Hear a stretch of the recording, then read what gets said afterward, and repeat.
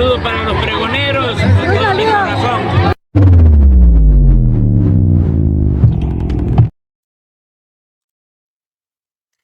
Amigos, bienvenidos a una nueva transmisión más a su canal Pregonero Informa.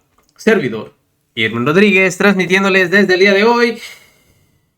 Nos seguimos encontrando en este sábado 17 de mayo del 2025. Si nos estás viendo por primera vez, muchísimas gracias por tu tiempo y por tu espacio. Solamente pido tu apoyo con la suscripción para que cada día podamos ser más en esta gran familia. Amigos, no están ustedes para saberlo ni yo para contarlo, pero tal parece que a esta señora sus empresas ya tronaron. Yo no veo a la señora trabajando todos los días, ya está empezando a aparecer en medios, hablando cualquier barbaridad y media, según ella, para ayudar. Ahora lo increíble, y le digo, aunque usted no lo crea, ahora como analista financiera y política, ¿cómo de que no? No, bueno. Va en este programa de Radio Fórmula. Miren, la Botorga se estrena como analista político. Radio Fórmula cayó tan bajo que ahora Xóchitl Gálvez es analista política para resolver los problemas del gobierno. ¿Ya la ves? Menciona quién es su gallo para el 2030 y que vaya a él también a hablar con los gringos sobre los supuestos aumentos de remesas que, aunque ya sabemos, ya en Estados Unidos, tanto los demócratas como los republicanos los mandaron a la fregada, Era algo absurdo. Pero este es el colmo, Fórmula financiera. Y se estrena la señora en Radio Fórmula como analista política y financiera. Pero antes de ello, recordar cómo esta señora, en su momento, y para que le arda más, porque no quería que llegara esta reforma al Poder Judicial, despotricaba de esta manera. Operativa. Dice que podría tener un costo similar a la elección presidencial del 2 de junio pasado, de 9,000 millones de pesos. Primero, el costo. Segundo, la ocurrencia de elegir a los posibles candidatos por tómbola. Pues esto, la capacidad, el mérito, no puede ser disminuido a una tómbola, me parece irrespetuoso. Segundo, el tema de la elección en sí misma. La propia presidenta anticipa de lo difícil que sería para el ciudadano determinar qué capacidades técnicas tiene cada uno de los candidatos, cómo se van a enterar, cómo se va a hacer una campaña para tantos candidatos y luego una boleta que le permita a la gente votar por ellos. Pues es inviable por la cantidad de personas, ni modo que se haga en 50 elecciones durante el año, una cada semana. O sea, técnicamente no es posible hacer lo que quiere hacer Morena, salvo que pues le den a una persona la lista de decir estos son los candidatos por los que vas a votar, ¿no? Se van a echar ahí como 30 minutos en leer por cuál candidato. O sea, definitivamente es un error desde el punto de vista jurídico elegir a los jueces por elección popular. Los jueces no deben de ser electos y deben estar al servicio de algún partido, de nadie. Los jueces deben de servir a la justicia. Entonces, de entrada, yo estoy en contra de la elección de los jueces. Y dos, es inviable técnicamente. Entonces, se van a meter en una reforma que nunca se va a poder implementar. Porque hoy el presidente dice que, bueno, el Poder Judicial tiene fideicomisos por 20,000 millones de pesos, que pongan la mitad para financiar esta elección. O sea, el presidente, creo que ese fideicomiso ya lo asignó a las Afores. O sea, va a estar como el avión presidencial. La rifa del avión lo puso para, no sé, para hacer hospitales, para hacer escuelas, y al final no hizo nada, ni se rifó, ni hubo utilidades, tuvimos pérdidas. O sea, el presidente es un hombre de ocurrencias. Este país ya no puede estar en manos de ocurrencias. Yo tengo confianza que la próxima presidenta virtualmente electa, Claudia Sheinbaum, que es una científica, escucha a los expertos. Y la presidenta del INE es una especialista en elecciones, y si le está diciendo que es inviable, la escuche. Creo que llegó el momento de escuchar en lugar de seguir cumpliéndole caprichos al actual presidente. Ayer incluso la presidenta consejera dijo que podría ¿Llegará a tener un costo esta elección como una elección presidencial? Es lo que te digo, o sea, y ya lo resolvió diciendo que agarren el dinero de los fideicomisos. Ese dinero ni siquiera está disponible. Ese dinero es de los empleados. Ese dinero es de jubilaciones de empleados que ya trabajaron. No hay manera de quedarse con ese dinero. Entonces no hay dinero y no va a haber dinero, y es una reforma que lo único que va a causar es temor a los inversionistas. El caso de Tesla no se ha analizado, pero mucho tiene que ver con la poca confianza que hay en el país, el tema del poco crecimiento económico. Bueno, hasta ahí. Esto decía la señora Xóchitl Gálvez, no bueno. Y les digo, todo un experto, una todóloga. Pero lo patético es que ahora, en un programa, como analista política para resolver los problemas del país, después de haber sido arrasada en las elecciones porque ni una persona le cree, porque no confía, y ahora le brindan este espacio. Hagan usted el favor. Aquí Xóchitl Gálvez, aquí en el estudio, para que le presento, ya saben quién es. Xóchitl, ¿cómo estás? Hola, Xóchitl, Buenas. ¿cómo estás? Saludarlos, buenas noches, pues aquí, que son mis vecinos. Activa. Hoy traes dos temas, uno que tiene que ver todo con el huachicol fiscal, todo lo que está pasando, y otro con el gusano barrenado, pero arráncate con lo de huachicol, porque es un tema que es muy relevante. Primero, quiero decirte que todos los datos que traigo son datos que puedo probar el origen, datos del gobierno. Simplemente hay que rascarle al informe tributario, por ejemplo. Ahí hay una tabla, la tabla 7, que te dice cómo está el contrabando de combustibles, que por cierto dejaron de publicar. Salió hasta el 22, era tan grave. Hay tablas que te dicen cómo se había incrementado la importación de aditivos sin una causa, porque estaban metiendo gasolina por aditivos para no pagar impuestos. Entonces, quiero decir, todos estos datos que voy a dar tienen un sustento de ingeniera. O sea, no son inventos de la oposición, no son ganas de fregar al gobierno de Claudia. Mi intención de estar aquí es que el secretario de Hacienda entienda la magnitud del problema y que ponga manos a la obra. Primero, huachicol.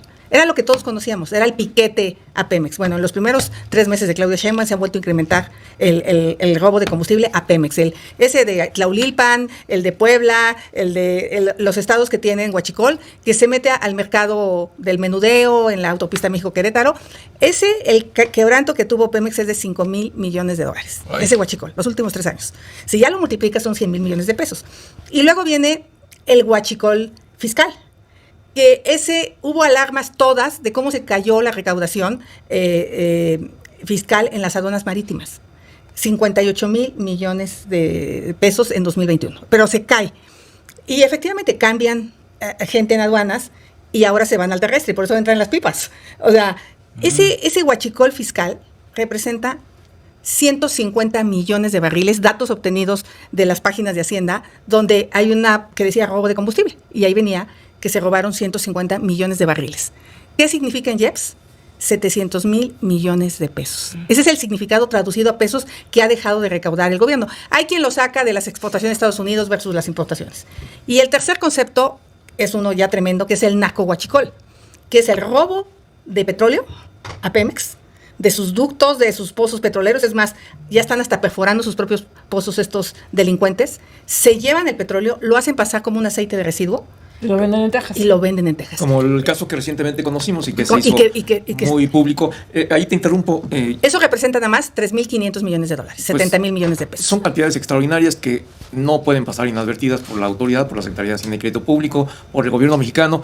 ¿Qué es lo que tú crees que hay detrás de todo esto? ¿Por qué está pasando? ¿Qué está ocurriendo? Una tremenda corrupción en las aduanas, complicidad de los funcionarios de Pemex y complicidad de funcionarios del SAT. Porque el SAT debería de perseguir. ¿Cómo es posible que haya una empresa que vende gasolina sin haberla importado? O sea, ¿cómo? No hay manera. Y el SAT lo sabe, porque hubo varias denuncias adentro de funcionarios que intentaron decir, hay que denunciar estas empresas, pero pues pareciera que tenían protección. Entonces, yo creo que el secretario de Hacienda, que lo escuché en la Comisión Nacional Bancaria, hablar por primera vez del problema del huachicol, obviamente no definió los 3 que yo estoy definiendo, pues realmente creo que sí. Y la presidenta de la mañanera también. Entonces, yo celebro que por lo menos el tema se ponga en la mesa. Yo lo estuve denunciando como senadora, estuve dando las cifras y todo el mundo te tiraba de loca, que no era cierto, que era falso, que la oposición. Entonces, creo que si México ataca este problema en las aduanas, dentro de Pemex y dentro del SAT, pues vamos a tener una buena recaudación. O sea, sí podemos subir la recaudación. Es bien complicado hacerlo, Xóchitl. La verdad es que es muy complicado. ¿Cuántas veces hemos tratado de cambiar las aduanas y no se puede? Sigue ahí la corrupción. Del SAT sigue ahí la corrupción. Y de Pemex, bueno, ya ni se diga. ¿Cómo hacerlo? Pues mira, hay soluciones. Yo sí creo que tiene que aplicarse la ley. No hay nadie en la cárcel por este delito en nuestro país. Lo que me llama la atención es que estos casos se empezaron a investigar en otros países. Por ejemplo, el fondo del gobierno noruego retiró sus inversiones de Pemex por presuntos actos de corrupción. Y eso hasta 2024. Ya le frenó la investigación. Ya le frenó, y entonces ahí te manda una alarma de decir que están viendo otros países que no estamos viendo nosotros. Y pues lo que me llama la atención es que el Departamento del Tesoro en Estados Unidos, de Justicia, empezaron con la investigación del huachicol, del narco huachicol. Y este buquezote enorme que agarraron, no me acuerdo en qué puerto, en Altamira, no me acuerdo el puerto, que venía cargado de combustible. Pero eran decenas de buques habían entrado. Y es lo que dicen, lo agarraron porque probablemente García Harfuch había mayor control, pero pues, tenían todos coludidos con las autoridades, todo. O sea, no es el primer buque. No es el primer buque. ¿Y por qué Estados Unidos empezó la investigación? Pues porque este dinero está entrando a financiar al crimen organizado. Se está volviendo la principal fuente de ingresos del crimen organizado, y eso finalmente Estados Unidos pues meten otro tipo de drogas porque ya diversificaron el negocio. Y ahora, pues aquí lo que yo digo es, de verdad que existe la información, de verdad que hay que poner atención, y yo sí creo que la presidenta tiene una oportunidad de decir a México se le respeta, porque aquí aplicamos la ley. Ojalá de verdad García Harfuch esté investigando estas... es fácil investigar, porque realmente este combustible, fíjate, se ha reducido la producción de diésel y de gasolina, 70,000 barriles de gasolina y 50,000 barriles de diésel, y se ha incrementado el 20% el parque vehicular. O sea, ¿cómo lo explicas? Pues hay combustible, mercado negro que está subsanando todos estos automóviles. ¿Cuál es la ruta? Dices, es fácil de identificarlo a través de la información, pero la investigación de quienes participan, porque esto no es en niveles medios, es en niveles altos. Estados Unidos ya los tiene, ya detectó que también los narcohuachicoleros traían huachicol fiscal, porque les encontraron varias pipas en sus almacenes. O sea, es seguir el dinero, es seguir los depósitos, y yo creo que tiene que haber una gran colaboración con el gobierno de Estados Unidos y decisión de Claudia, de cueste lo que cueste, si son suyos, si son de Morena, venga de donde venga. Ahora sí que la corrupción hay que castigarla, trátese de quien se trate. Pues fíjate que lo comentabas, ya lo empezó a tratar el secretario de Hacienda, ya lo dijo, ya Claudia Sheinbaum ya lo trae, esperemos que sí entren a fondo con esto. Oye, queremos tocar contigo porque además conoces bien el tema de las remesas. Sí. Este impuesto del 5% de las remesas, el Senado va a hacer una comisión para ir allá. Yo veo que va a ser muy complicado que allá les hagan caso, pero bueno, a ver, cuéntanos. Es una decisión soberana de Estados Unidos, a ver, ¿no? Es una decisión de Estados Unidos, tiene mucho que ver con todo este abandono de la justicia de México, de aplicar la ley. Todo esto empezó por el fentanilo, que empezó a entrar atrás, y Trump empezó a ver cómo se vengaba de los mexicanos porque no hacemos nada con la justicia. Entonces yo sí creo que pudiera haber una oportunidad. Ojalá inviten a Ricardo Anaya, además que habla un impecable inglés, es un hombre bastante listo, y yo creo que sí podría haber cierta sensibilidad de parte de legisladores, sobre todo demócratas, a buscar una solución en este tema, porque dañas a los más pobres. Al final de cuentas, los que van a pagar el pato pues son todos aquellos que se fueron migrantes, pero sí creo que yo cuando fui a Estados Unidos me reuní con varios senadores y legisladores, y la verdad es que hay un gran conocimiento de lo que pasa en México. Entonces yo creo que está bien, se te había tardado el Senado en salir, ahí sí hay que ir, no a Europa y donde fue Noroña. Yo creo que aquí un boleto a Washington te cuesta, no sé, 14,000 pesos quizá, ir y vuelta en turista, y yo creo que yo lo veo muy bien. Oye, y nos agarra la guillotina, ya sabes, sí. El gusano barrenador. A ver, también yo ayer escuchaba las entrevistas que hacías, otra vez, datos de la cuenta pública, hubo una reducción del 2018 actualmente de más de 2,000 millones de pesos, y eso ha significado... A Senacica. Y Senacica es el responsable de cuidar las fronteras. Ahí hay otro huachicol ganadero. Ese es gravísimo. Venden aretes, dejan pasar ganado que nos estamos comiendo los mexicanos. O sea, no pues solo... no se dejó al sector privado, que decían que el expresidente de México decía, es que ahora vamos a eliminar todo eso, va a ser directo, y la confianza de los empresarios. O sea, digamos carne de Argentina, pues sin problemas, sí, no tienes una enfermedad. O sea, a ver, lo que pasa es que nos metieron gato por liebre, y probablemente había ganaderos muy responsables, pero también había mucho ganado contaminado que entró. Ahora, la solución está sencilla.